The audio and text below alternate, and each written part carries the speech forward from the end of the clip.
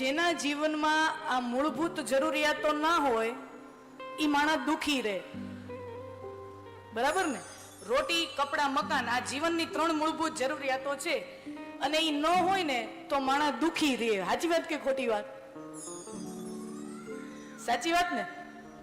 રોટી, કપડાં, મકાન જેને ન હોય, જે અભાવમાં જીવતા હોય, એને ખબર હોય કે અભાવનું જીવન, ગરીબાઈનું જીવન એ કેટલું દુઃખમય જીવન છે, તો એ દુઃખી હોય, સ્વાભાવિક છે.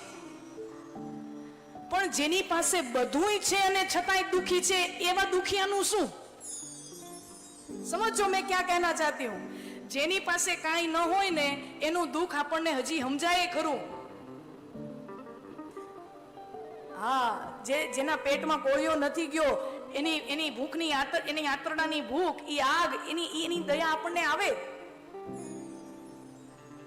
અને એટલા માટે જ આપણે હું ને તમે આપણા પ્રમાણમાં વસ્ત્રદાન, અન્નદાન, જે જરૂર, ક્યાંક ને ક્યાંક આપણે નાનું મોટું બધા પોતપોતાની વ્યવસ્થા પ્રમાણે કરતા જઈશું. તો કોઈ અભાવમાં છે, જેના ખીચા ખાલી છે, જેના જીવનમાં અભાવ છે, એનું દુઃખ તો સમજાય છે. પણ જેના જીવનમાં બધુંય છે અને છતાંય દુઃખી છે, દુઃખનું શું? અને એ સમજો, એ દુઃખ બહુ મોટું, એ દુઃખ બહુ અઘરું છે.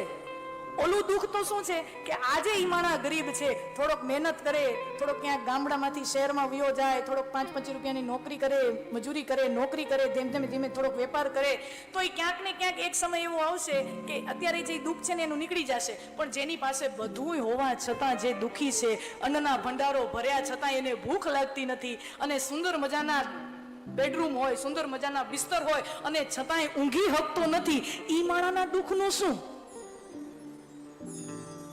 ત્યાં આપણું બહુ ઓછું ધ્યાન જાય છે.